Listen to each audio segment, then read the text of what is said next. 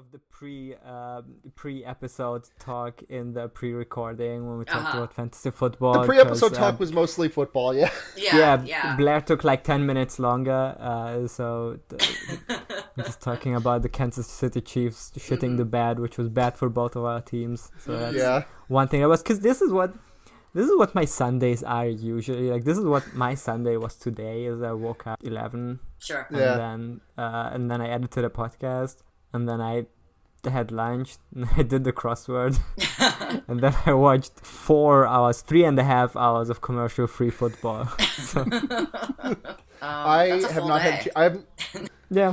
I have not had a chance to sit down for 7 hours of commercial-free football since Neve came to visit, and that was really fun because we just got like a shitload of snacks and got really high and just watched football for 7 hours. Sure. That sounds ideal. We tried to give Moose a bit of our crudité, like we double-checked to make sure that the stuff we were giving him was okay, but like I was like, here Moose, do you want, because he was like sniffing at it, I was like, here Moose, do you want like a piece of broccoli? And I gave it to him and he took it in his mouth and he walked over to his little doggy bed and he started like digging at the corner and he like quote-unquote buried the broccoli in his dog bed.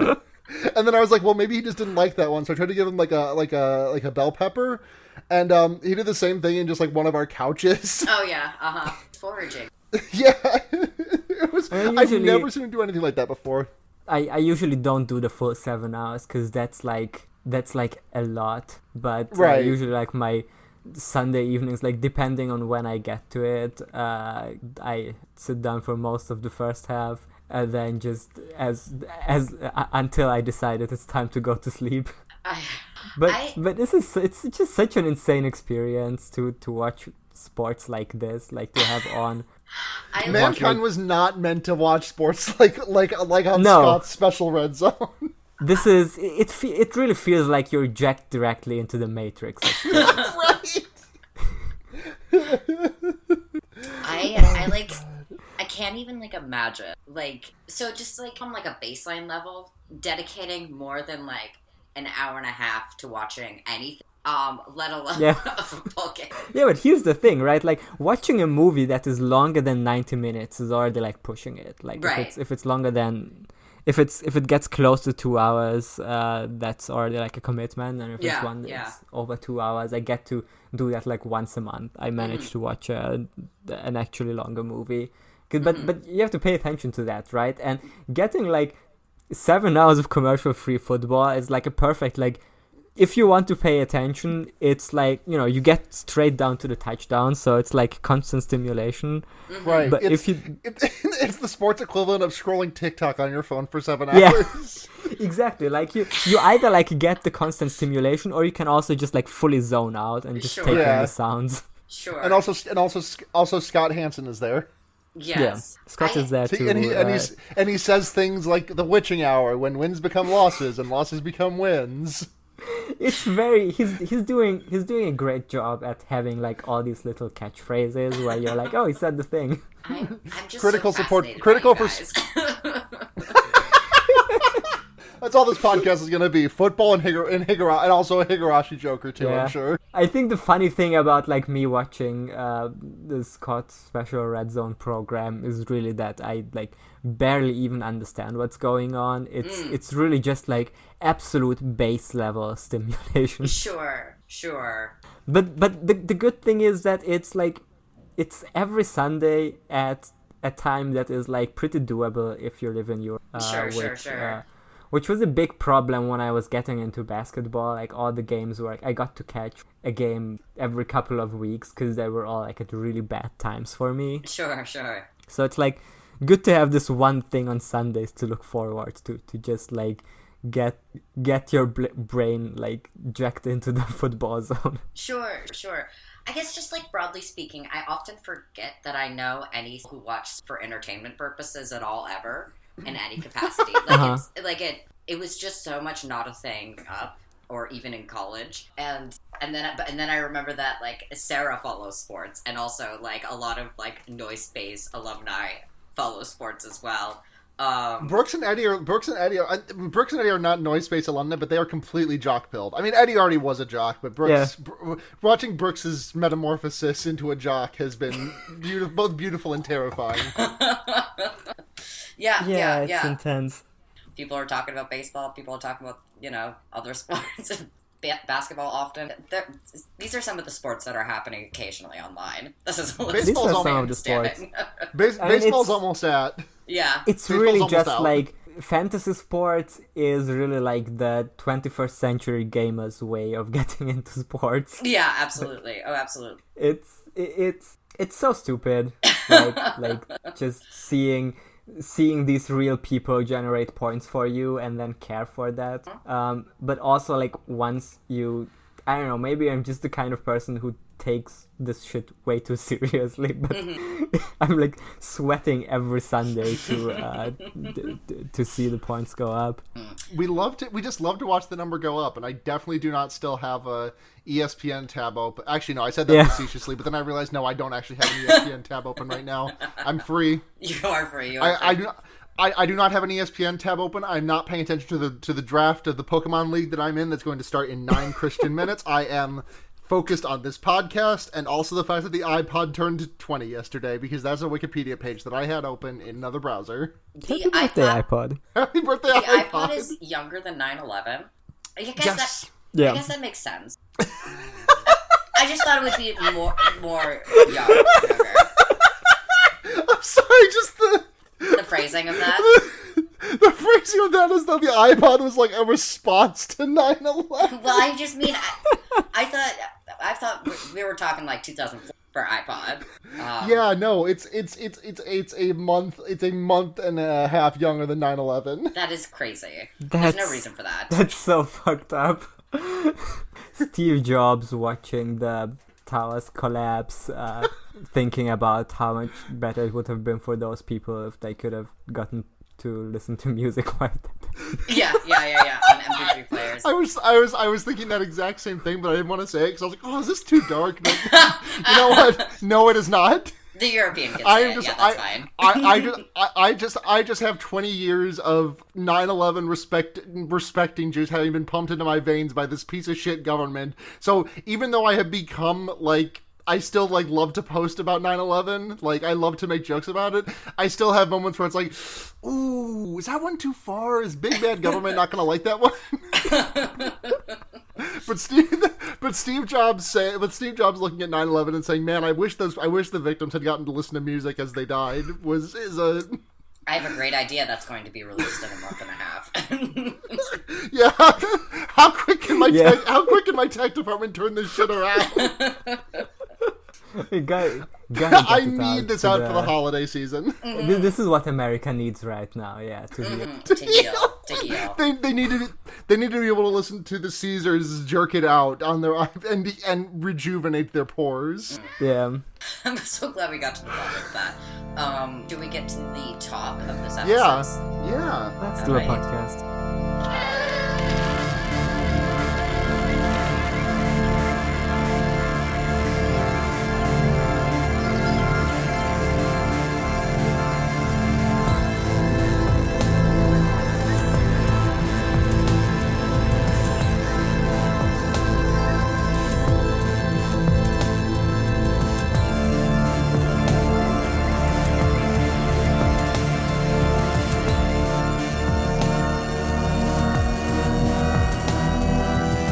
Hello, the podcast you are trying to reach cannot currently be reached. Please leave a voicemail after the tone. I'm Sarah. I'm Blair. Hi.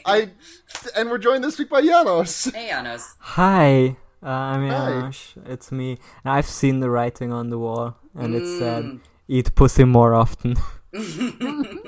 God, it did say "eat pussy more often." Welcome to week 4 of Schlocktober, the second to last one, and the last Schlocktober that will be released in the actual month of October, probably. Yes, almost certainly yes. But today is not Halloween. No, not for another week. October. It's the 24th of October. It's Sunday. Do you remember? Do I remember the 24th of October? I guess. The 24th of October? All right, Sarah. Well, we watched a film. I was not there for and I do not believe Janos was either. So I was also not there for the stream. So I watched it earlier today with basically no expectations about it, other than it had some sort of connection to Nightmare on. and I like this was like loved it. I mean, it was like I mean, yes, A, but B, it was like being on a sort of like ooky spooky fair ride the entire time. Yes, exactly. That is the vibe. Yeah. We watched 976 Evil this week. 976 Evil, directed by Robert Englund. Mm-hmm. One Freddy Krueger, Robert Englund. He did. Sorry, I know we haven't even introduced this character yet, but I just find out that Susie, the actress who played Susie, she's got she had a brief history as she did a couple of other horror movies, and also this great thing about her career at the end. She was also once a member of the Dallas Cowboys cheerleader squad, but was fired after 6 weeks for punching a choreographer. That rules. Great. It was directed by Robert Englund, who directed this one movie in 1988, and then he nailed it immediately so hard that he didn't have to direct anything for 20 more years, and then he did another movie in 2008 called Killer Pad. That rules. That's his entire filmography. From the director's chair, at least. Yes. It stars no famous people. None. They all have names that seem like they could be a person, but I think there's another. I think there's an alternate universe where Jim Thibaud is a big name, not a huge name, but I don't know. I feel like I could see myself saying that name in the same sentence as Philip Seymour Hoffman or something. Yeah. Sure. The guy who plays Hoax, Stephen Jeffries, was in a movie called Fright Night, which is apparently a famous movie from the 80s. Yes, Fright Night, yes. That one's about the vampires, I believe. And it was before this movie, so I feel like that it's that kind of thing where you're a child star or a teen star, and it's basically a coin toss whether your career is going to turn into something, right? I don't know, Kiefer Sutherland was in a few movies when he was 19, then he got a career out of that, and then sometimes you end up being in 976 Evil. Oh yeah, man. So the plot of this film, just to it's about so there's these guys, and so I have some very detailed notes. I have no idea how to summarize this.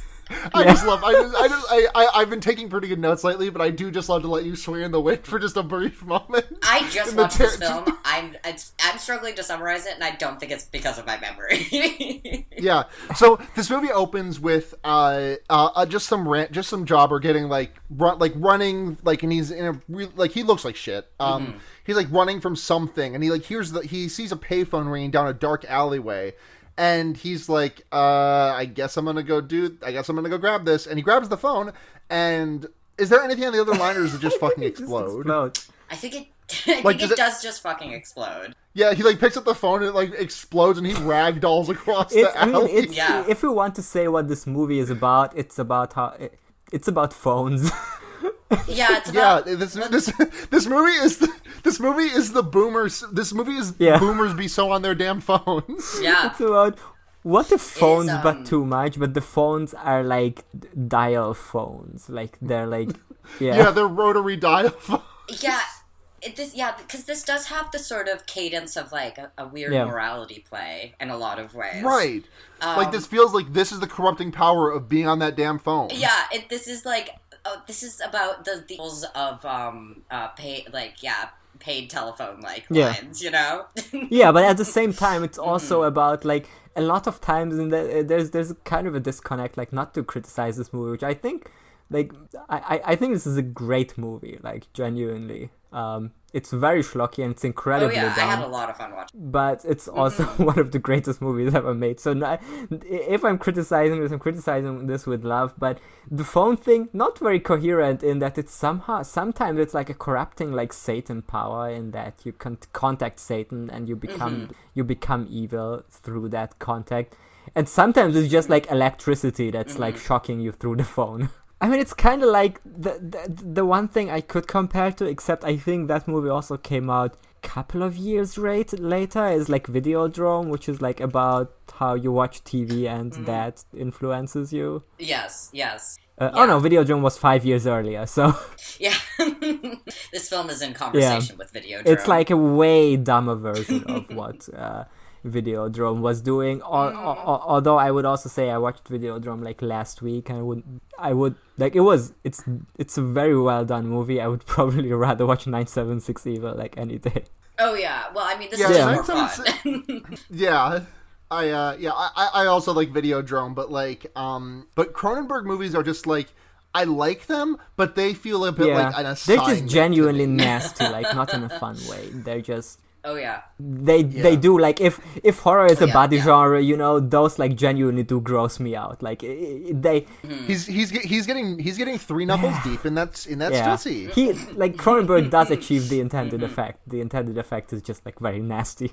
Whereas with this movie, I don't know what Robert Englund is intending, but it works.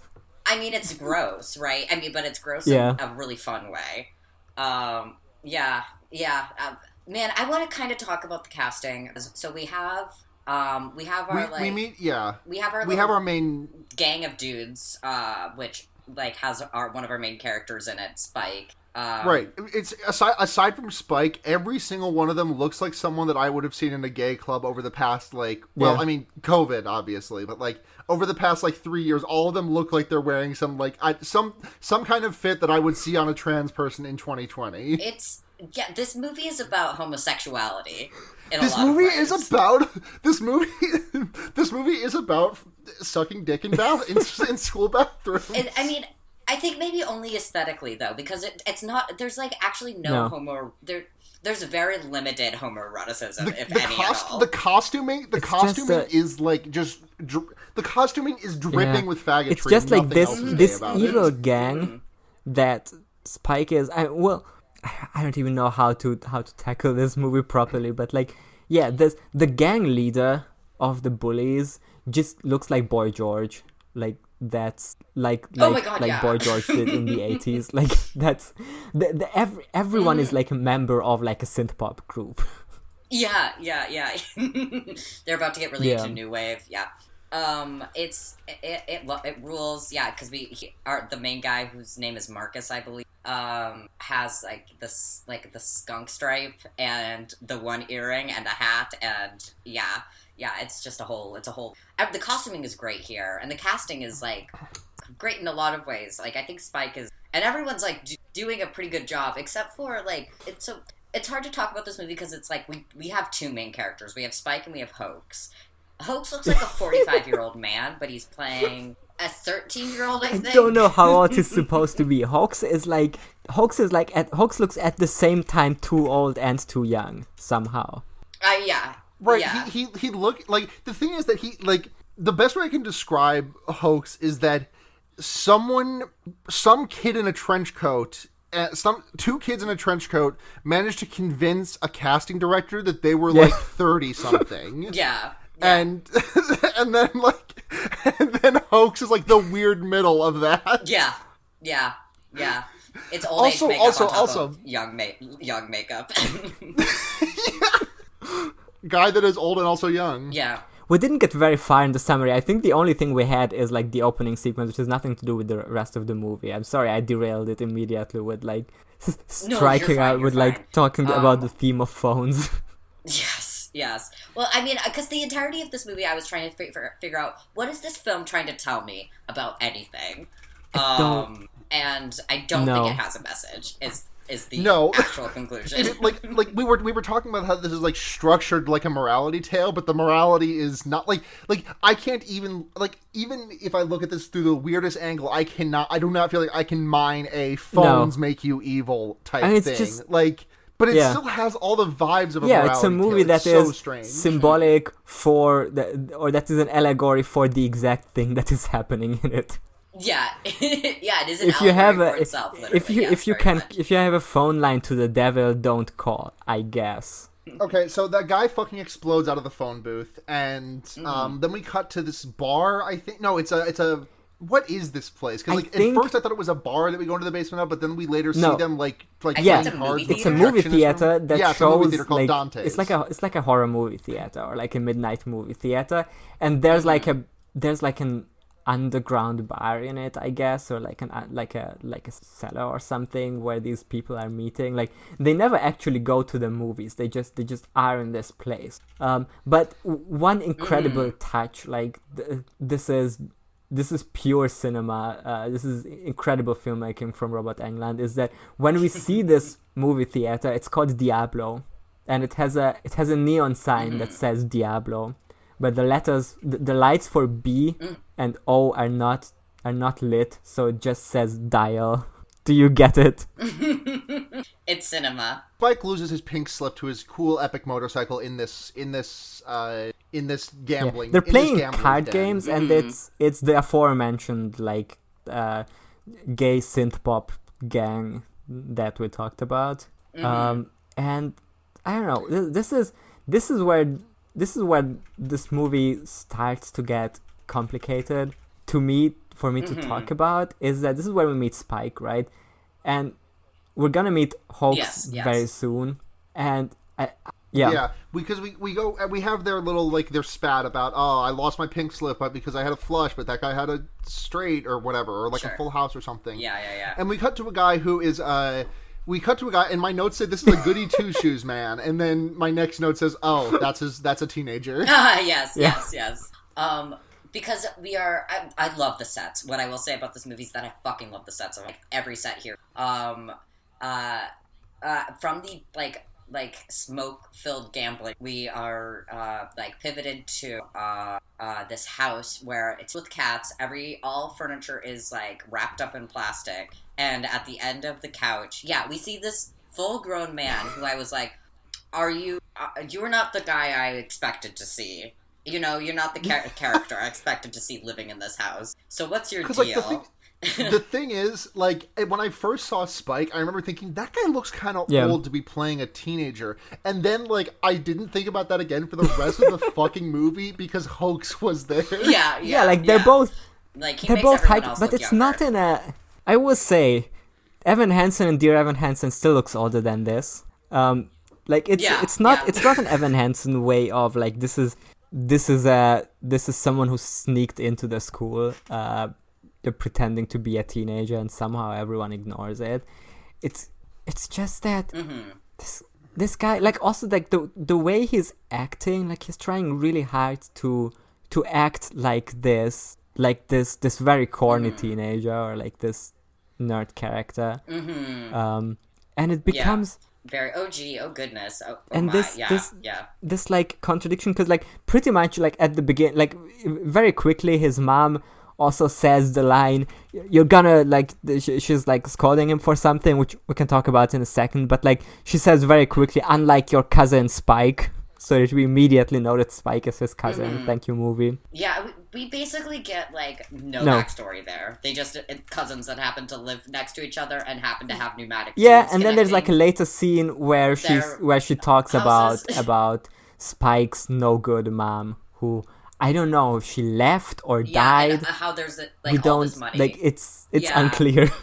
It's very unclear. It seems like the writer cared at one point. Yeah, which by the way, the writer of this movie later like got for. Let me check his other credits. His name is Brian Helgeland, and he's the screenwriter for, among others, A Knight's Tale, Mystic River, and LA Confidential and he definitely won an Oscar for LA Confidential, and I think was nominated for Mystic River. So this is someone who later won awards, which for all the things that rule about this movie, the writing isn't necessarily what I would call its biggest strength. No. The thing is that you said like it feels that the writer eventually stops caring, but like this. Or forgets. I feel like but like also like so soon do we forget that this movie like starts off like in the first 10. I mean, we're gonna get there. You know, let me just. So okay, we go up to Spike's room and we find that he and Hoax have pneumatic tubes that are like at a fucking bank window. and like they just send their funny little messages back and forth. But do we ever see Spike sending a message back? Like, it just seems like... No. It just seems like it's... Because the first message is just like Hoax spending... Which, by the way, we didn't talk about this. His name is Hoax Arthur something. He has a last name, Wilmoth, I think. Hoax Arthur Wilmoth. And it seems like Hoax is not a nickname. It seems like it's his full name. Because when his mom is scolding him... Yeah, when his mom is scolding him, she's doing the thing where you want to assert authority, so you're gonna say your child's full name. She says, Hoax Arthur Wilmot. So this is his real name. And the reason why she's scolding him, because this is gonna come back later. He's sitting on the couch. He's reading National Geographic magazine. And he's eating chocolate. And he's eating a chocolate bar. And his mom gets really mad at him for eating the chocolate and also reacts really strongly to because the it turns out this kid is a little pervert who's reading National Geographic magazine to see naked pictures of, like, ethnic women. Like, yeah. This is... You know what? I can't... Sure, bud. Sure. It's so interesting because, like, yes, he's supposed to be a horn dog. But the way that's communicated throughout the story is sort of sterile way. This is why this movie is so appealing to me, is because it really feels like a movie that came from a different dimension, where this is like normal behavior, this is normal ways of characterizing people, or where this is like a normal structure for a movie. Like, it doesn't feel like it's, you know, like the director didn't care or anything. It just Right. just comes off so matter of, like, all this weirdness comes off so, like, as, like, normal filmmaking, I guess. Yeah. You know, I mean, the late 80s, early 90s were, in a way, that's very true. But when he's... I would say specifically for the horror genre as well. Yeah. But one thing that is going to pay off later, like, this is where... There's a couple of things where you see that the writer of this movie has learned about setup and payoff. Like, one thing is the cats, that's gonna pay off. And then the other thing is that when he's eating the chocolate on the couch, they have a parrot, and the parrot says, "Not on the couch!" And that's gonna come back. But yes, so it's these two. Spike is just like chilling on his bed, being annoyed by Hope, and like is flipping through a magazine, and this little card falls out of his magazine that is for your horoscope, call 976 evil or whatever, something to that effect. Graphic design is my passion. It looks great. Like, I love it. I truly do. I was like, yes. Like, the props and the sets are fucking good here. Right. And, like, I love this scene because it's like, there's no consideration whatsoever. It seems like as though this is just what you do when you see a phone number to, like, you just call it automatically without thinking twice about it. Right. So he calls the phone number. And they tell him, you know, like, welcome to your horoscope, press 666 if you want to receive it. So he does. And I don't remember exactly what it tells him. Basically, I was like, whatever it ends up saying, it will happen. Like, it's about the vibes, you know? It's about the vibes. It's always like a very, it's always like this deep whispery voice, right? That says something in rhyme. That's how 976 Evil, the horoscope. Sarah, did you write down what his horoscope ended up being? There's some great ones later. But I do think it has to do with money. Yes, yeah, because then our next. Oh, one thing we forgot to mention is also that that Hoax's mom is very religious. Which is communicated visually and acoustically in a lot of ways. Like the first scene where we see Hoax, there's like a radio program that like reads a sermon. Yeah, playing some Bible shit. But in case you missed that, it really beats you over the head because out of nowhere, I think as a consequence of either Spike or Hoax receiving their horoscopes, the heavens open up and start raining down fish. Yeah, it was. That was Spike's first horoscope. Because now that I'm remembering, it was like something like when it rains it pours or something like that. You're gonna get what you're, you know. Oh, actually, I found the bit in the movie here. It says, "Welcome to the caverns of the unknown."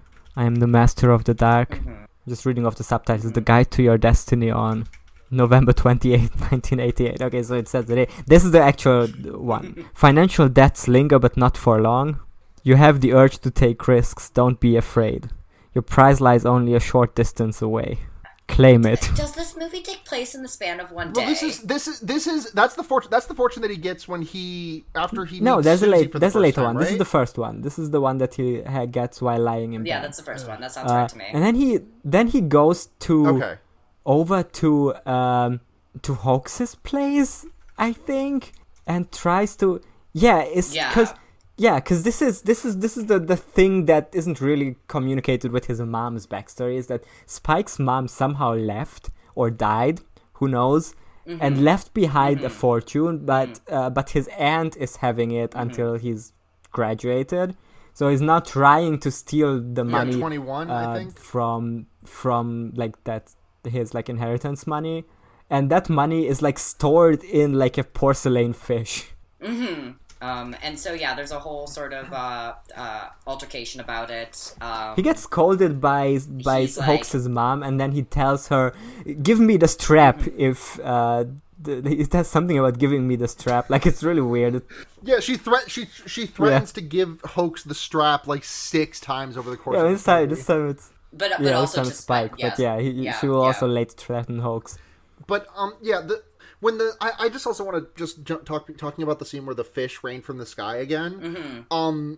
I forget, who is it, you or Reiner on Asobop who's from Soft enjoyer? I don't think either of us. I think it's Emmanuel. Oh, it is Emmanuel. Okay, never mind. She just like posts up like a Bloodborne boss when the fish start raining from the sky. It's fine. But yeah, so like fish, start raining from the sky. Spike gets a fish. Yeah, Hoax. In it, this little freak Hoax just fucking. He's a little fucking pervert. He's so happy when when dead fish are falling from the sky. Like he fucking loves it, and then he takes a fish and sends it to Spike. And this is like before he turns evil. Like this is the thing about this movie, that like Hoax at no point, like you think the movie wants you to like Hoax because he's the like character who gets bullied by the bullies later, and because he's the nerd, and because he has this like aw shucks thing about him, but at the same time you just show him be a pervert, be a creep in like the weirdest way, like this fish thing. He shoots a fish through the tube with a note in its mouth. It's awful. I don't remember what it says. But me neither. I don't think it's particularly. I think it's just to indicate that there's communication happening. I believe Spike calls the number again, and then gets when it rains and pours.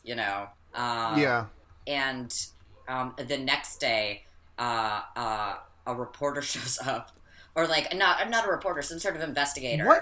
What is Marty Palmer? That actually brings up a question. Like, is he a cop? Is he a journalist? He's a PI, I think, and he is posing as a journalist in order to talk to Hoax's mother, who is, and so he poses as like, oh, I write about Divine Miracles magazine that you're a huge fan of, or something like that. And she's like, well, come on in. And gushes, and what I love about her costume design is that she's always wearing this gigantic, like just a new gigantic gaudy fake like shitty wig. It's awesome, it rules. She's all done up here and talking to him about that. He's like, I don't know who hired him. I don't know like why he's investigating.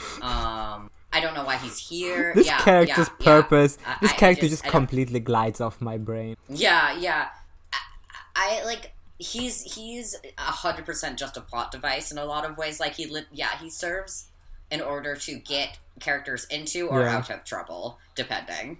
That's about it. But then and so then we're at school later. With Hoax getting swirlies in from like this gang, and then I'm realizing, oh, these are all supposed to be high schoolers and not fully grown adults. Right. This is the high school, and I'm like, this is the high school boys' bathroom, where the walls are just like fully graffitied, including the text very prominently displayed, "Eat pussy more often." Yes, get it, kings. But yeah, it's man, yeah, it's I love the visual shorthand because I love being like hit very hard over the head with a wooden mallet. That's exactly what it's doing to me. Spike barges into the bathroom, basically breaks the whole thing up. It is because it's like, that's my cousin, like, and I also only like playing games with you guys, like, I only like playing poker with you guys, I kind of dislike you in literally any other capacity, it seems. Yeah, I just want to win money off of you. He's the Sigma male here. Yeah. Yeah. So he, like, half, like, beats the shit out of these guys, half doesn't.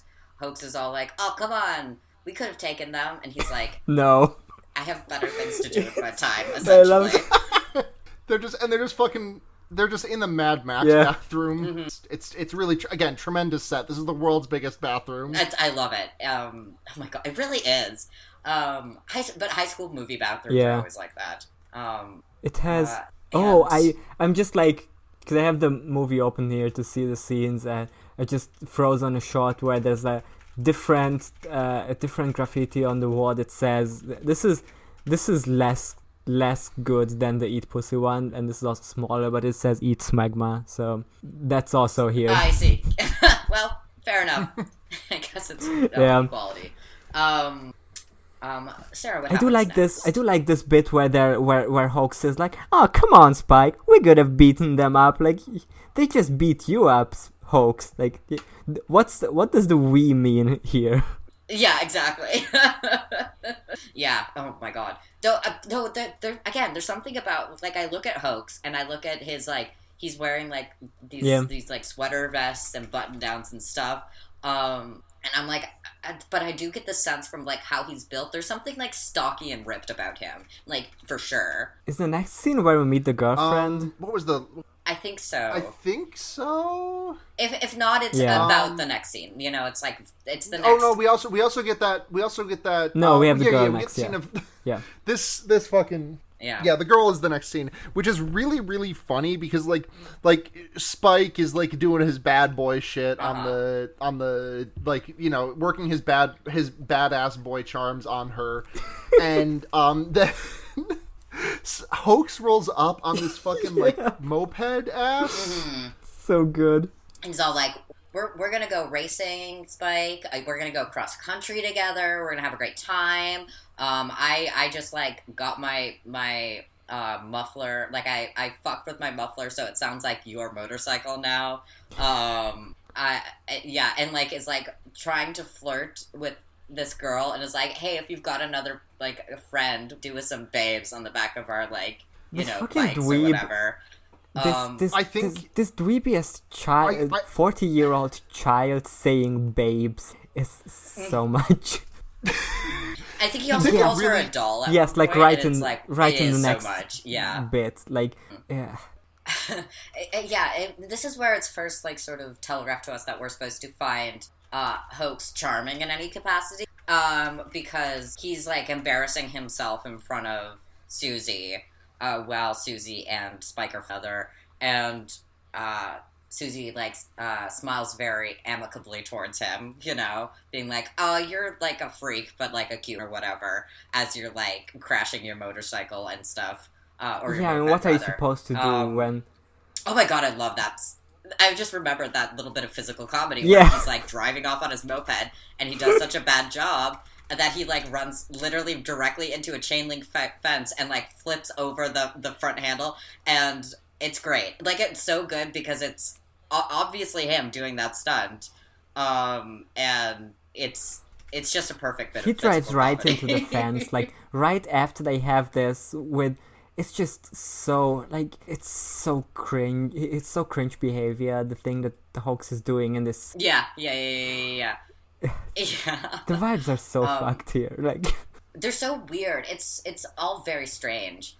But we go to a scene in a diner where our PI is sat up, trying to be cordial and polite to this waitress who's not having any of it. I think he uses the turn of phrase, So when do they roll up the sidewalks around here? Not really sure what he's getting. What he's trying to imply. I don't know what that phrase, that idiom That's just means. what people said in the 80s. I mean, I guess I could assume. I guess so. It's very strange.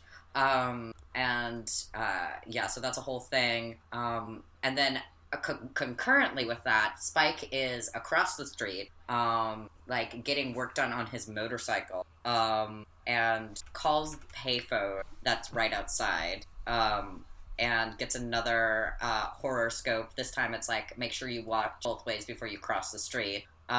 There's something, it's like either satanic influence, it's either just electroshocks, or it's like a monkey's paw curling inwards, like this phone line does several things whenever it feels like it, basically. And yes, so he's fumbling with all his cash in his pockets, while he's like trying to, like, it's just standing in the middle of the street, drops it all, like flings it out of his pockets. So he's like crouching down to collect it. We see this car at the opposite end. I love, also just to mention, I love every outside nighttime shot because it is so obvious on a soundstage, and that kind of what it makes this movie feel like it to me. Yeah, I mean all the outside shots are like peak. They don't make them like this anymore. Like you just don't get this look in movies. Like it's very artificial looking. But this whole scene where he fumbles in his pockets and all his cash falls out, this is all in slow motion. Just wanted to point that out. Oh, yes, yeah, it's important to mention. And so this car, like, the headlights go on. He doesn't notice for some reason. Like, I guess he has no peripheral whatsoever, which is bad for a motorcyclist, I would assume. Is like totally unawares, as the car, like, without any driver, starts like moving towards him, and then just in the moment that we think that he's going to get struck by the car, the private eye, like, tackles him to the opposite, to, like, the sidewalk, basically, and saves his life. And then they are in the diner together. Yeah. The PI orders a Western omelet, fine. Spike, deviled egg sandwich, which is, I will say, an insane thing for a human being. I'm gonna look that up, because that sounds insane, if that's a thing. I know what deviled eggs are. I mean... Deviled egg sandwich has to be. It must be, like, not dissimilar. Like, it just must be a specifically deviled egg seasoned, salad. like, egg salad sandwich, basically. Well, this doesn't look... Like, I have to imagine it's very similar to that. But also, egg salad sandwiches are, like, the meals, like, that is the food of serial killers. I mean, I would eat this, but I have very low standards. Like, it wouldn't be the thing I usually order, I will say. Like, it's not what would be the usual. Yeah. I get nervous about cold eggs on sandwiches.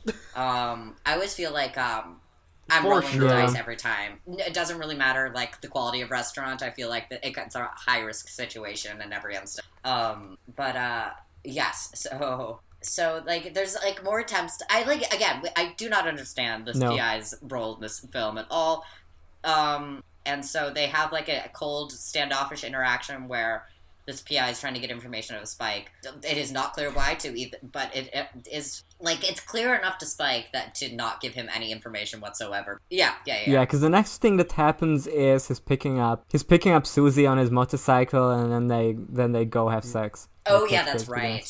That is basically the next scene. And I was like, oh, okay. So we're just doing full tits in this scene, because there's something very something very PG-13 about this. But I guess like about the movie, like, broadly speaking, that has that sort of sense of things. Like, it's like a euphemistic bad behavior, because it's like it's not drugs. They're playing, like, illegal poker or whatever. Smoky room poker. We talked about the woman getting exploded. I think we skipped that. That happened earlier. Phones, right? Oh my god, no, we did skip that. Yes. So yeah, okay. Go ahead though. There's a woman who, like, also is the Pipers come due for the Piper being whatever the horror scope hotline is. Why did they call this movie 976 Evil and not, like, horror scopes or something? Because that's, like, clearly the... I don't know. Maybe 976 lines were, like, more of a big deal back then, so I found that able. I guess so, maybe. The film's title refers to the 976 telephone exchange, and now mostly defined premium rate telephone system that was popular in the late 80s. I don't know. Like, I can't see it be, like, that generating that much SEO back then, but sure. Yeah. Yeah, I mean, SEO that they had to worry about back in the 80s. God, Google didn't exist back then, and the world was a better place for it. A total tangent, but like, I've been in the cinema yesterday to see Venom 2, and one of the ads before the movie was an ad for Google, but not like for like some Google service or something, just like for how the Google search engine will help you find anything. And like, why do you need to make an advertisement for that? Like, who doesn't use it? And Google is the internet. I don't love it, but it's the only search engine that will get you results. Like, yeah. Where you want to go, yes. Anyway, yeah, this woman gets exploded. She... Yeah, because she calls the horror show line, and it's like, time to pay wasn't the it like piper, and then she walks past this payphone, and the payphone is ringing, and she picks up? Mm-hmm. Yeah, that's what it is. Yeah. But it is that, and she's like, no, I said no, I was not, and he's like, a deal's a deal, and she's like, no! And then she walks in front. And then she walks in front of the phone store, and all the phones start ringing, and they explode. And there's like a duck phone and a fish phone, and they all explode. And she gets a bunch of glass in her face and dies. Yep. So it's like, this is another ominous or portentous or whatever sort of a thing. And then Spike gets laid, and mid fuck a missive comes through the pneumatic tube. This is absolutely. So it's psycho behavior on Hoax's behalf. Yes, it is also psycho behavior on Spike's behalf, because he it takes the note out of the tube while his dick is still in this woman, and reads it, and then he's swaddling. Well, sure, but yes. What's the thing that like that Mormons do? They just dunk. Soaking. He's soaking. But and then like he reads the note, and I think it says something to the effect of nice tits, basically. Because Hoax has been watching through a telescope the entire time. Too powerful, I think. Too powerful of magnification. I think he would be seeing pores on this woman's body and not actually her boobs. But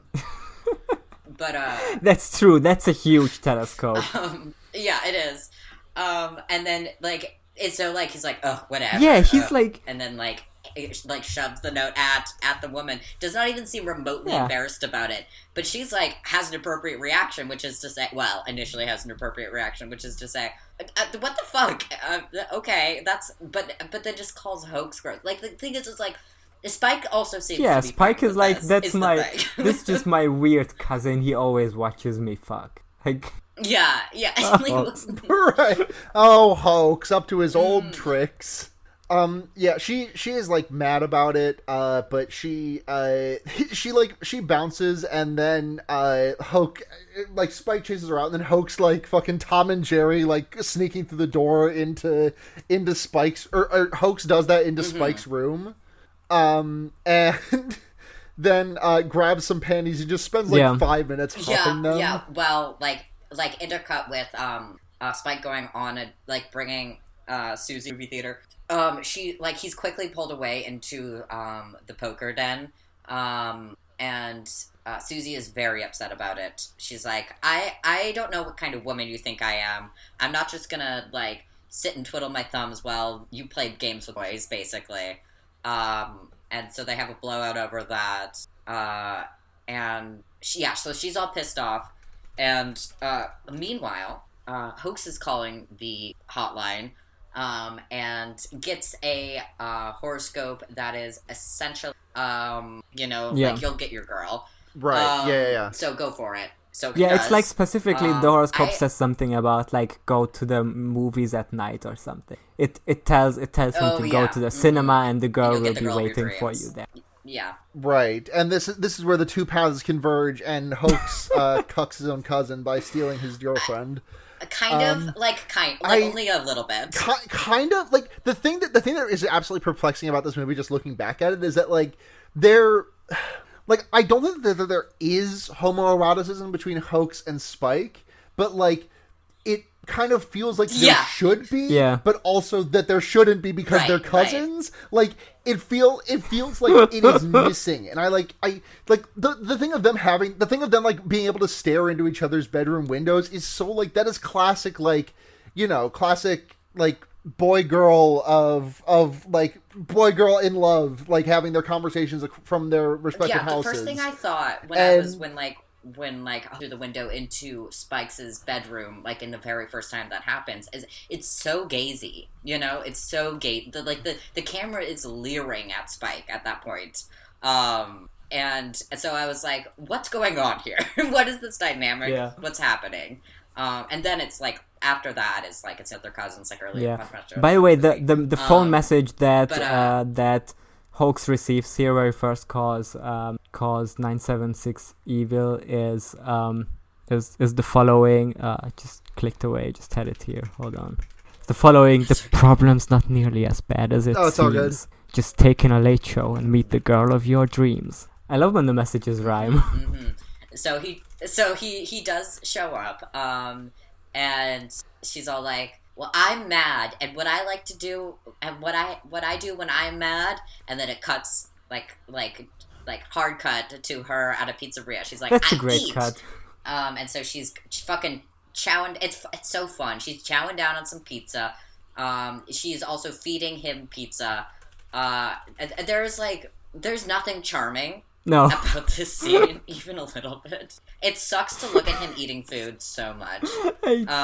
I love Hoax. I hate Hoax, but I also love Hoax because it's just like genuinely the most perplexing character ever created. Like I just don't know what the movie wants me to think about him. Like it shows him be a pervert who looks at his cousin fucking, but then at the same time in this scene he's supposed to be charming, like or it's supposed to show how she's charmed by him, but just like a minute ago she was really upset at how he's a creep for like watching them, but now she's like fine with it, or I don't know, is the film implying that she's like doing this because just to upset Spike? I don't know. Yeah, it's a great question. So and then there's like a spider shows up at some point, and Hoax is all just like, oh, it's just a daddy long leg. They're not even technically considered just the spiders. Arachnid family. Yeah. Which not to put my friends on blast here, but literally something Chess said on an episode a few weeks ago that we recorded. I mean, it is a true and fun fact. Yeah, so he scoops it up, and she's like, ugh, I know I don't want to touch it, just kill it. Can you please just kill it? And, like, I mean, whatever about that, but it's like, obviously she's truly terrified of it. And he seems hurt by the implication that he should kill this bug, because apparently he has a very tarantula back at home that he's like bragging about. So he's got a thing for spiders. That's the first charming thing about him, honestly. But he manifests it in the most creep ass way possible. But yes, does usher the spider outside, and then a bunch of bullies come in and immediately step on it. Yes. And then Marcus ends up sleeping somehow, right? Looking at him. I believe ends up sleeping with Susie. And Hoax needs to get his revenge. Mm-hmm. And so he does that by way of calling the hotline, or like doing this sort of like satanic hotline ritual, basically. Yeah, this really escalates for what 976 Evil is capable of. Like the lore is very unclear. Extremely unclear. So he's doing like he's literally sitting in a like circle with a pentagram in the middle, and he's got the spider there, and he's like, I'm gonna scare her so bad. Like this is just scaring her as his way of getting back. But what it ends up going terribly out of hand. The one spider that he wants to like manifest in her apartment while she's cooking ends up being like 1,000,000 spiders, and he's like having visions of it at the same time, and he's shirtless, and there's like a scratch on his chest, and he's freaking out because it's like, that's too many spiders, leave her alone. And then he kills his spider, and that kills her. And one thing that you Susie need dies. to know about this satanic ritual Rest in that peace. Hoax is doing on the instruction of the phone line is that, of course, the instructions are in rhyme once again. And the thing that he needs to do for the ritual is to, one of the things is to pluck like a few leaves of devil grass and like squeeze the juice of it onto something, whatever. But the way this is phrased by the phone line is the following. It says, "The juice of my weed will implant my seed." Juice of my weed will implant my seed. That's having a phone Tinder call with the like devil, but hookup that's lines, what he says to you. Yeah. As I recall, timeline-wise, this is about like 45 minutes to an hour into this film. And so like the last 30 minutes are just Hoax going evil mode. It is delightful. It's great. I love his costuming so much because it becomes insane. Yeah, he starts off looking a bit like Ozzy Osbourne, then he becomes a bit like Hugo Weaving in there, and then he just turns into the Crypt Keeper at the end. Yeah, I just am so interested in it because it's so he gets claws right initially, and that's like the first big thing, and like cool, okay, claws make sense, like long, like jaggedy fingernails, but then he like it's just as if the costume designers were like, okay, let's just give him more and increasingly more extension in his hair, like not make his hair longer. Really, but like give him one extension here. Okay, now he has 5, like just like little like long strands of hair, and I don't understand that move aesthetically, but it's signifying how it's supposed to make him evil. But sure, it does make him look fucked up, and his eyes get all fucked up. But it's and like his face and skin eventually gets all fucked up but it's mostly like he's like big, buff, strong, and got razor sharp claws now. And he's like, I guess I'm gonna murder everyone, essentially. It's... So the rest of the movie really is just him getting revenge on everyone. Yeah, once again, the lore, not quite clear he deserves how it. this can happen through phone. Like, it's just through, I guess, him always following what the devil phone line, what the evil phone line him, just makes him turn into the devil, I guess. And also, later on, like, give him literal superpowers. Sure. Yeah. So I think my favorite one of this is when he like busts into the gambling room after having like killed the two bullies who were standing guard, and he like walks over to the table and he like just fully eating the scene. He's like, "Could I enter the game with a pair of hearts?" Yeah, that's the other thing. And he like pulls out two human hearts. Besides and, like, all puts them these on the aesthetic table. things that we talked about, also his behavior just like fully shifts into Jim Carrey's The Mask. well, he becomes Freddy Krueger in a lot of ways. Because he's got sunglasses on because his eyes are all fucked up now. And again, his hair is all fucked up now. So he just goes on murdering rampages again and like throwing puns around increasingly. If there's one thing Robert Englund is good at, I guess, is the Freddy Krueger behavior. So like it makes sense. Yes. He understands that. Yes. Because they're playing, because there's this extended scene beforehand where they're playing just a game, and then this game, and this woman starts stripping for them or whatever. But Marcus says something to the effect of like, I've got a dead man's hand or like that. And then referenced about 10 minutes later by Hoax, who rips off Marcus's hand and says, "Now this is a dead man's hand." And like Marcus is like, "Oh fuck, dude! Don't fucking kill me, man! Don't fucking kill me!" I love this bit of the writer just like coming up with a bunch of like card game puns that he can be fucked up about. Oh yeah. Yeah. So the guy who loses his hand actually doesn't die here. Like we cut away to like a rooftop where one of the other bullies, I think, and Mrs. Martinez, who I don't think we talked about at all, because Mrs. Martinez does not matter until the movie decides, Marty, the private eye, needs a girl to be with him. He needs his girl Friday. Yes. Right. So they're up on the rooftop, and they're like both like staring at like the one door that goes onto the rooftop, and then like Hoax materializes behind them and puts his arm around them. Is like, "Who we waiting for? Huh?" Like he's the fucking mask. Yeah, and then like impales him on. Impales him on a sign that says Diablo, and then the B and the O like start flickering. Well, I mean, the entire sign flickers, but like the B and the O like go out, so it just says dial. Well, he's impaled on the trident, the devil's trident thing there. Pitchfork, I guess, would be the actual term for that. Yeah, this death was a 7.3 out of 10. And then Mrs. I believe it is Mrs. Martinez then who goes to his mom's, and it's like covered in like this white powder, like snow. I think it's snow, but I'm not sure. Like it's not snowing anywhere else, so it's unclear.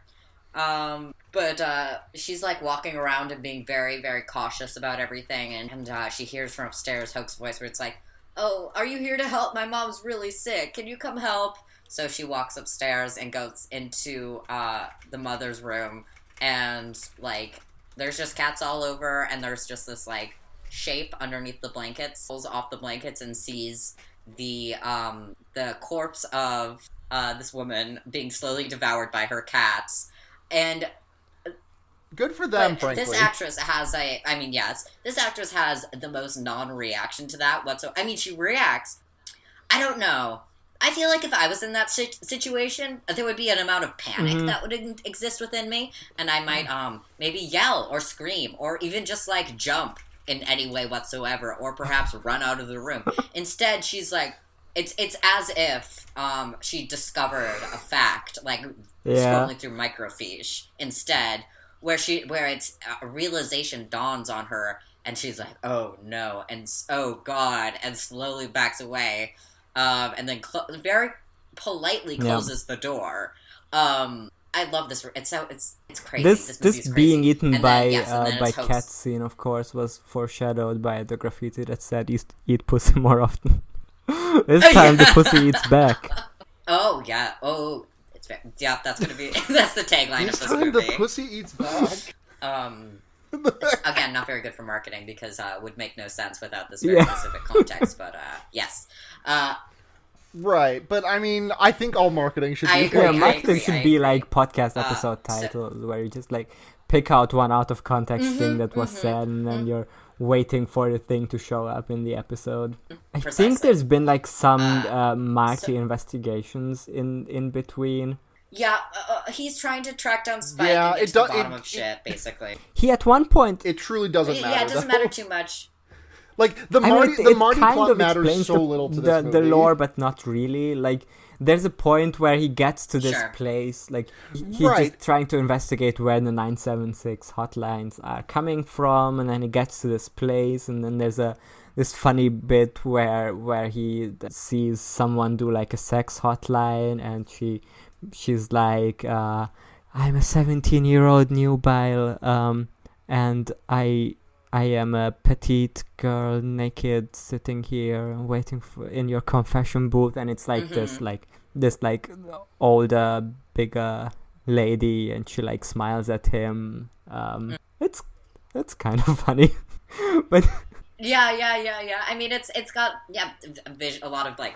But like the main thing is that he finds out that the 976 Evil is run by some guy named Mark Dark.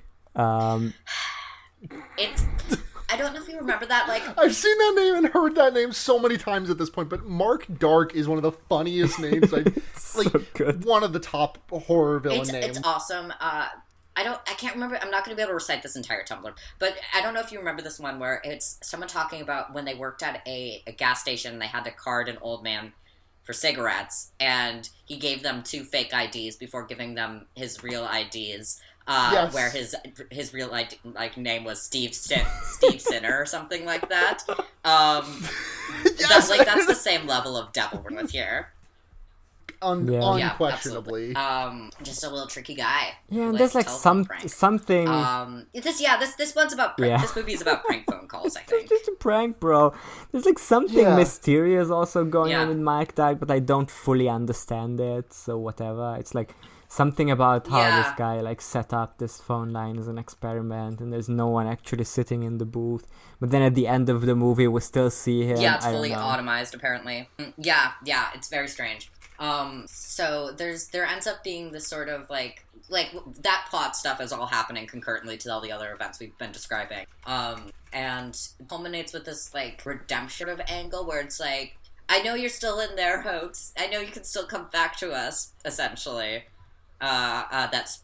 It's so funny the way... But I mean, go on. So, like, Spike is, there. As it, like, and it's like, man, you have not established enough emotional connection with any of these characters for me to, like, give a shit about that. Like, I just want to see Hoax, like... kill the shit out of people, basically. Yeah, I mean, Spike I don't care about very much. Yeah, I mean, he's fine. Like, the characters are all fine on their own, it's just that they have no connection to one another.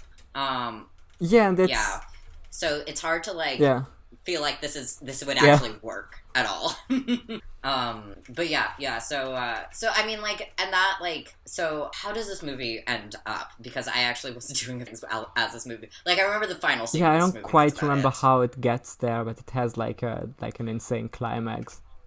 So what happens at the end of this movie is that they are trying to like the Hoax's house starts like falling into like this fucking rules. By the way, like it's some of the same. I think it's using some similar techniques too. You know that shot in the first Indiana Jones movie where they run out and like they try and like run out of some like escape in some ruins, and then like they run out and it's like, oh fuck, it's actually on the side of a mountain, and then it pulls out to like this big canvas painting of the mountain, and you just see them like not rotoscoped, but like you see them just like composited into that little spot where they are. Like the floor starts falling away, and like it becomes this icy hell, and like the way that it's shot is gorgeous. Great. I thought this was so cool. And what happens is it gets really bad. So Spike and Angela, I think, they. Sorry, not Spike and Angela. Marty and Angela. They try and escape, but they are on a pipe they're trying to escape via the pneumatic tube that connects Spike and Marty's rooms. But like hell opens up beneath them, and Marty starts shaking it like he's like like he's a dad who's just like shaking the stroller and saying, "Oh, earthquake!" Yep. Or like wiggling the back of his glasses. But then Spike pulls him away and is like, "Spike, come back to me, and we can take that road trip we always talked about." And he's like, and then at this point, Spike takes his opportunity to throw Hoax into the hell pit. Man, and then like that's basically the end of the movie. Yeah, that's pretty much it. There's like a stinger scene. Yeah, the stinger scene is like basically Steve Sinner, Mark Dark, whatever, sitting behind his desk, like his like evil phone desk and doing evil phone things, and he's like, he, I'm the devil, I'm so evil, It's and then roll credits. It also, he said that. It also is revealed at the end. It says Mark Dark, played by Robert Picardo, who is, I guess, the most famous person in it. I didn't know about him, but apparently he was in Star Trek. So there you have it. Sure. I don't know. Don't you know what he was in before this movie? Because he has a ton of credit. But mostly after this, like he's been in Star Trek and in Stargate. He's been in Gremlins 2: The New Batch. Oh my god, that rules! I'm so happy about that. Because you know what, this movie has the exact same vibes as Gremlins 2: The New Batch in a lot of ways. So that's great for it. Like, I just want to highlight a few more like great like lines or great scenes that happen here. Like one is, we mentioned the mom being like eaten by the cats, but before that there's a bit where like his mom is like before he kills her, his mom like discovers his phone bills, and she's like, "Have you been calling sex lines?" And then he's like, he basically kills her on the couch, and the parrot says, "Not on the couch," which I thought was pretty good. And then the other thing I want to highlight is in the climax where like he literally opens up hell, right? Like he between two cuts, he got the power from just like being a fucked up psycho who now has like claws and can has like murder weapon hands. Basically, it leads to him being able to like open up this huge hellhole, and then he has like this showdown with Spike where he says to like after they have the thing about or before they have the thing about we still can do our bike trip, Hawks tells to Spike, Armageddon, cousin, and then Spike says back, Armageddon, this cousin, which is an incredible line. And then a bit after that, there's also like a bit that I really enjoyed where Hawks is like, do you see, cousin? Hell froze over because like this hellhole that has opened up is like really icy. He says, I think also like in the same scene he also tells him, isn't it ironic, cousin? You down there and I up here. I guess that's ironic, sure.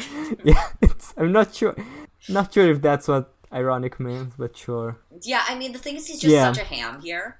That like whatever he says, it rules. You know, it does. And like he could, and he is saying the most inane shit ever. But it like if you inject enough like ham into it, it's a great time. Yeah.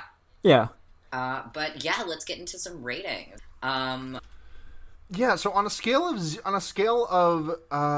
0 to 5, on a scale of 0 to 5 fish in the pneumatic tube, how many fish are you sending through the pneumatic tube? Giannis, you want to start this one off? I'm sending 5. I thought this was a blast. Like I've seen this before, but I just remember that it was like really schlocky, so I was like, yeah, this could be a good fit for Schlocktober. Sure, yeah.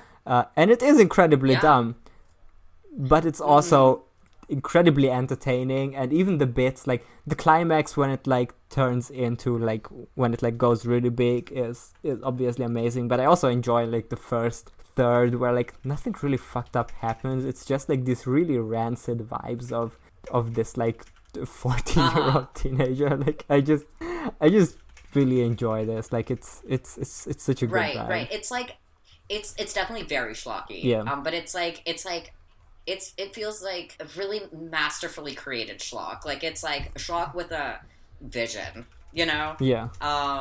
Or like it knows exactly, like it again, like in that way, like that, like a theme park can only be like shitty but like exhilarating at the same time. In fact, perhaps even in some instances more exhilarating the shittier it is. Because it's got all this, it's got all the glitter, and it's got like all these set pieces, and it's got like a very strong vibe it wants to set, and all these like archetypes it create, and all these characters to play with, and it does all of those, and it's very like it's exactly what it intends to be in a lot of ways. I don't know if I would say for a classic bad horror movie that like is going to be a bit of a deep cut for like any like parties you show it at, you know. Like 100%, like this is a great watch. I would probably like for that purpose I would give it easily a 5 out of 5. And even as just like a film, I would say it's solidly like a 3 out of 5. Yeah. I mean, as just a watching experience, this is a solid 5. Slap that on the back for me. Yeah, so much fun. Put that show on the back. Put that show on the back of the box. Yeah, I think this deserves to be better known. Like it's weirdly doesn't have didn't get a cult following that it could have deserved. It just feels like whenever there's we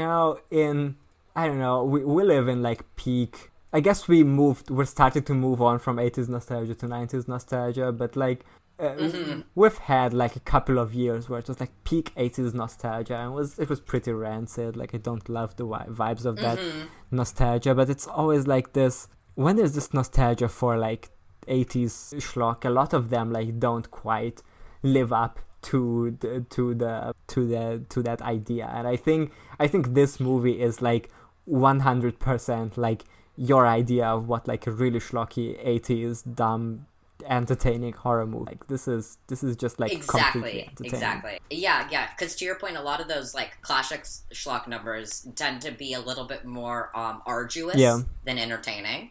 Yeah. But no, this one requires no brain effort ever. Like and like the pacing is weird, but it's not like there's always something insane happening. It's absolutely a not boring movie. But do we have any questions about it that we should answer? We absolutely. Let me pull those up. Fear-basting. I think we got a good number of questions on this one. Nevi Sticks at Nickel Wolf, girlfriend of the show. What aesthetic would you be rocking as a gay high school bully and or rebellious cool alt girl GF? I mean, I feel like with that latter one, you kind of locked us into an aesthetic we would be rocking. Like, what aesthetic would you be rocking as a rebellious cool alt girl GF? And my response is, I'm told rebellious cool alt girl GF. I think like my like peak like late 80s subculture like vibe I think would Svengoolie goth, you know? I think as a high school as a gay high school bully, I would just live my goth teen years that I never got to. Yeah, I mean, I'm doing that now. So I mean, saying like effective high school bully is really the thing. Me neither. No. I'm too anxious to actually bully anyone. Yeah, but like I'm trying to imagine what it would be like to like become Hoax in my mind. Like if you do the 976 evil transformation. I don't know. I think like a fucking David Bowie and Labyrinth vibe, like that's a good aesthetic you could lean into if you want to like throw in a different but also like fitting aesthetic to like the ones we already have in this movie. Yes. Like evil in a sort of Jim Henson way. Yeah. Yes. Fabulous. Next question. Next question from Hieronymus Goat at Curse Goat. On a scale from 1 to 5, how do you rate this on, quote, not at all like a Goosebumps book to very much like a Goosebumps book? How would you make it more like a Goosebumps book? I think this is just a Goosebumps book. I think so too. I think this is an R-rated exactly. Like, especially the thing that makes this a Goosebumps book is the thing for me at least is can I enter with 2 hearts? And also like the entire set in the house at the end with the like sort of like ground cracking and glowing and stuff. Yeah.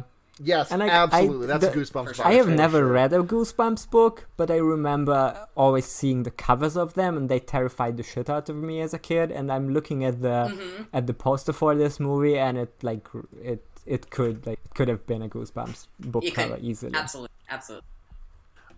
See You Space Indian at Flourishcaster asks, if you had a 1-800 line, what would your gimmick be?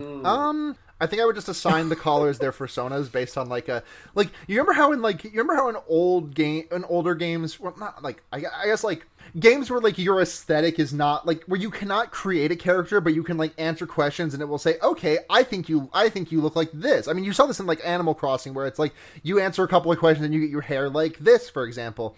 I think it would just be like 5 or 6 questions, and then they would be like, your persona is stork. Thank you for calling. Yeah. That's good. I love that. I like it's like lightly played out, but I think it'd be fun to have like just something that's like what are those like number stations? You know, like you could call a phone number, and it's essentially just like a goofy number station. Like it like says numbers mostly, but sometimes it says something spooky, and so you can like. Sometimes it says 6, 9, 4, 0. I really like the idea of like just having something like setting up a little machine, just a little machine that like reads out things in a sort of text to speech voice constantly. I don't know, just it's as a sort of like novelty thing to like call when you're having a sleepover and you want to like scare your friends. I would love to like to build on your idea. I would love to do a 1-800 line. Would be like 1-800 jest, and it just reads you the entirety of Infinite Jest, but like by like a computer voice, like in a really monotonous voice. And there's like a lot of bits in Infinite Jest that are like where he uses like really complicated words or like does like some stylistic trick that doesn't really work in an audio form. I think that would be very where you get like I think that would be extremely fun. Random bits out of Infinite Jest. Chris Angel Mind Freak, and that is spelled Freaque at 2x2 Furious. Which character was the best example of gender? I mean, it's definitely the head bully, the one who had that little hat on and the gay little tank top and the I mean, the genderiest, right? For sure. Yeah. Right, for sure. Susie definitely up there. Susie's gender's for people, but not like, you know, like that's someone's gender. But like, hold on. Like, I mean, it's like that's someone's goal. Like, that's their end goal, basically. Right. I know like one or two people whose gender is that. Me as well. What about but Marcus very much just. What about Ozzy Osbourne? You know what? Yeah, I mean. That's also a gender. That definitely registers. It definitely registers on the Richter scale for gender. Mm-hmm. I think Spike is the least gender one. And last I agree. It's the hair. Yeah. Spike is like a worse version of the two main characters. Like, okay, I just realized what this movie is, and I cannot believe I'm realizing this an hour and a half into this movie. This movie is Christine, but for phones. This is the comparison that I wanted to make way at the beginning, where on one end it's Ghost in the Machine, and the other end is Christine. Mm-hmm. Yeah, and it could be. I could anyway, honestly, it could also be like I could see like this be one of the like Stephen King pen things, like, you know, Maximum Overdrive, Sleepwalkers, or like when he did like those movies where he like wrote the screenplay, but it was like in his most like coked out. 100%, absolutely. Although it has less vile shit than some of the Stephen. So. Okay. Shout out to Robert Englund for being less problematic, I guess. I watched Nightmare on Elm Street like a couple of days ago, and it was like a great movie, but I couldn't help thinking about one, that Will Smith song that is like Nightmare on My Street, which is somehow real and not a demi parody. Yes. And the other thing I couldn't help think is that Kumail Nanjiani stand-up bit about being in a movie showing of Freddy versus Jason, and Freddy says the N-word, and it's like that's what people got more like. That's somehow more upsetting than all the killings he did. Like that's what finally got Freddy Krueger canceled. Yeah. Freddy canceled. No. Last questions from PR at PR the Disaster. What's your tough smoking and gambling team nickname? My god. Well, like. I mean, we had like Spike, whose real name was Leonard. We had Airhead. We had Spike. What was that? Yeah. What was this last one you just said, Blair? Oh, Airhead? No, there wasn't. Airhead no, I misheard. Then there was. There was one other one I don't remember. Let me check the cast list. There's Rags. Yeah, because Rags. Rags, named after the sequel to Fiddler on the Roof. Great. Sure. I think mine. I feel like this. If I think about this too hard, it's just going to devolve into the fucking dodgeball Blazer type like naming. Blazer is great. So I think I am just going to have to go with Blazer. I think I should sit on your shoulders, and we should wear a trench coat together, and we can both be Blazer together. Yes, no, YN. I'm in. I'm fully in. The thing this reminds me of that like really distracts me from like answering this in earnest is I've seen like one of the promo texts for the new like Ghostbusters sequel reboot. I've seen the trailer like every time I've been to the cinema in the past few months. It looks so rancid, but like it said in one of the write-ups that like one of the kids is nicknamed Podcast. Podcast. I just can't get over funny. MF name Podcast. Bro, you talk so much. You're like a podcast. I think you can name a cat Podcast, and that's that's a fun bit. For sure. You can't. If your nickname is Podcast, like, then it says a lot about the personality of both yourself and the people you associate with. If I do like a Monster Factory bit where I make up a fucked up video game character on purpose and then name them Podcast, like that's funny. Yes, exactly. Yeah. Further questions from PR. Or did you? Yeah. If fear bidding was an old timey hotline, what would one call it for? We already answered the 1-800 line gimmick, so I'm gonna instead ask you what the phone number would be for fear bidding. I guess like 1-800-SQUIRT or something like that, right? Like 1-800 John Hurt. Does not fit. We'll just have a really crazy long phone number at that. I mean, they're like Red Cross doesn't fit either, but that like trailing S is not integral part of that phone call. That's so funny. I love having. Well, I mean that doesn't really apply anymore. That only applied like when you would like use a phone and you would press 10 buttons of like the 1-800-REDCROS and it already starts making the call, and then that ancillary button press just doesn't matter. I love the idea of having an insanely long phone number, but like that most of the numbers are just of like non-entities. Because it would be really great to have 1-800 www.patreon.com/fearbaiting.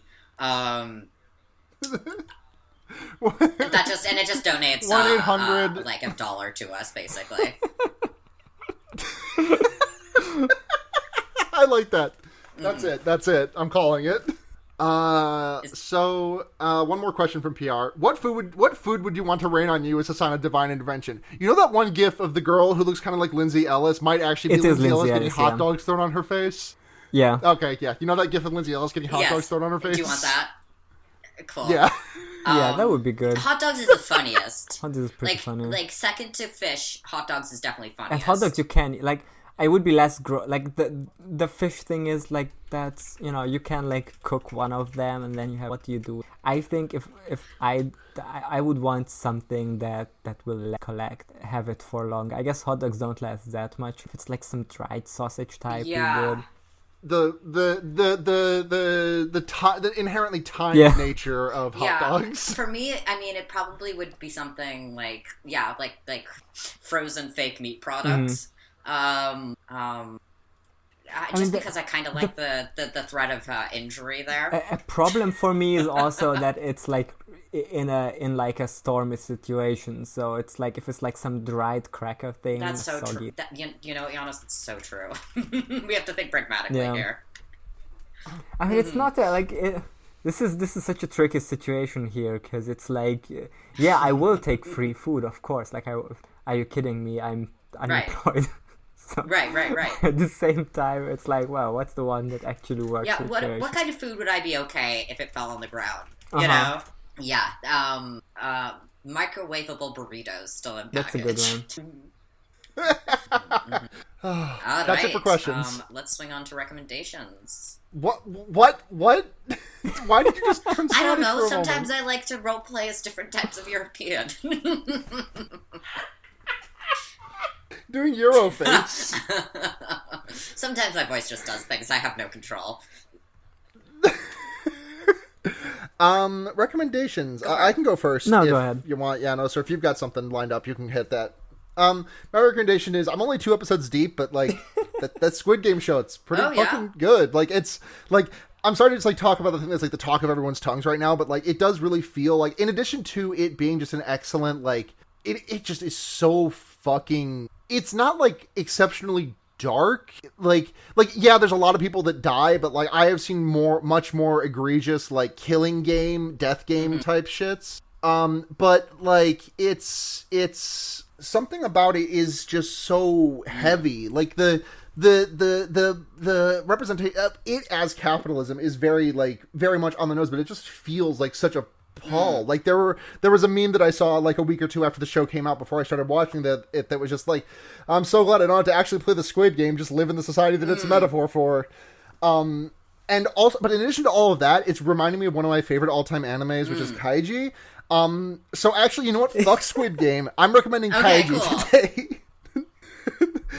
I'm still watching Squid Game, so it's good. I genuinely think it's excellent. Like the all of like the actual death. I mean, I've only seen one of the actual death games so far in 2 episodes, but like it's okay. I kind of want to talk in depth about a thing that I really, really like about the second episode. So I guess second episode spoilers, but after the end of the first episode with the red light, green light thing that everyone's seen of the the giant doll turning around and shooting everyone. That's in the trailers and everything. At the end of that after that first episode ends, like it very much ends with like the last people getting across the finish line and surviving that race, or surviving the red light, green light game. But the next episode, they all vote, and a majority of them vote to go home, so they're all released. And the thing that happens over the course of the episode is all of them like being reminded, oh my god, my life is so fucking bad out here. And we watch all of them individually, because these characters don't know each other. We watch them all individually make the choice to return to the fucking murder death room game. And I think that's just so fucking good. I will be like, I've had the same thing with it's really good. I think it's great. I guess, I don't know. I just also had this thing about this media of the week thing, and also like the discourse around it became tiring, and right now is like really dumb point in time to get into Squid Game. I will probably end up watching it eventually, but I will watch Kaiji now to be a contrarian. Yes. Kaiji. It's also apparently the writer for Squid Game also said that it's directly inspired by Kaiji. So let's go. Yeah, I think I've recommended Kaiji on this podcast before, but I've like watching Squid Game has really got me thinking about rewatching Kaiji. Like I just think it's great when I think that the crowning achievement of Kaiji was making an episode that was just 23 minutes of like someone rolled 3 dice 3 times over the course of an episode, and that was all that happened, and I fucking loved it. It's a good show. My recommendation is going to be something that's basically something I recommended not this month, last month, but it's different, so I'm allowed. The favorite piece of media ever, The Story Must Be Told, is dropping a book this Tuesday. It's called Story of the Season, Seasons of the Story, and I feel confident recommending it because it's basically just a version of the podcast. But if podcast listening, you do this, but if like short story podcast listening is not your thing and you like reading books, I think like this is my favorite thing ever. Everyone just engage with this in every capacity. So keep your eyes open. Tuesday, 26th of October, Seasons of the Story. I will not be shutting up about it. Drops. And everyone buy it, and everyone spend your money, and everyone read it. Thank you. It's a great time with it. Janos, what is your recommendation? I've been really for the past like 5 minutes just like looking around, going into myself what to recommend, but I think I'm gonna go with like something that I've actually seen like a month ago, but Americans will only get around to seeing it now. So I'm talking about Dune. I thought it was really good. I watched it when it came out earlier in Germany, and it's if you have the opportunity and it's like not a huge like health risk to actually go into a cinema and see it there, I highly recommend it. Like not only the visuals, but like the sound design is amazing. There's this thing where like where like Paul uses the voice that like the voice, you know, from Dune, and it's done like really well. Like you can really feel it. Like it really makes you shake. And you know, it's if you like Dune even remotely, like if you have some fondness for the book, definitely see it, because I think it's a great adaptation. And if you don't know anything about Dune, you might still enjoy it because it's genuinely like really breathtaking filmmaking. Like, it's definitely, it's on my list. You know, like I was like, man, you know, I think I might have to watch the Dune movie. Yeah. I went through a whole cycle, because like when it was originally announced, I was like, oh my, I really want this, because that was also like when I read the book, and I was like, yeah, Denis Villeneuve, he's a capable. I watched Arrival, like, yeah, definitely want this guy to win. And then the whole like, it's gone through so many cycles, and I like kind of lost faith in it. And the trailers were like fine, but it was like, oh, I'm not sure I like this aesthetic. And then actually in the movie, like everything that you might have like had doubts from weren't really an issue in the movie. I think the aesthetic being like more toned down and like than the David Lynch movie kind of works really well. Like it feels like a deliberately chosen aesthetic that works with the themes of the story. So I was also just like, you know, because I said like when it first got announced, I was like really excited. And when I sat in the cinema, I like in the first couple of minutes, like just from the exposition dialogue, I was like just like really feeling that thing that I had when I first read Dune. So well, Janos, it was great to have you on this week. Yeah, thank you so for bringing this movie with you. Yeah, I absolutely would not have known this existed. Do you have anything you would like to plug? Of course I do. I have a bunch of podcasts. I have a podcast about the Discworld books by Terry Pratchett called Who Watches the Watch. I have a new podcast that Sarah has been on the most recent, I think. It's It's about the Tintin comics. A lot of fun. And then there's all my other podcasts, such as A Song of Babies and Puppies, about the Song of Ice and Fire books, Lynchpin, about David Lynch movies and Twin Peaks. We have an episode on Dune, if you want to listen to that. Immortal Incantations, which is Heartspell, is just about to wrap up on the free feed, but if you go to the Patreon, first episode of Darkspell is already. Yeah, those are all the things I have going on. Also, if you want, that's up to you. Blair, where can the people of online find you? Find me at Blair Kitch on Twitter. I say things and I post them sometimes. Get it, Sarah. All right. I'm on Twitter at SunhatJanya. You can find the podcast at Fearbaiting on Twitter or patreon.com/fearbaiting or dial 1-800-fearbaiting.com/Patreon. Patreon.com/ whatever the fuck. What that entire sentence, if you dial that into your phone, we will get $2.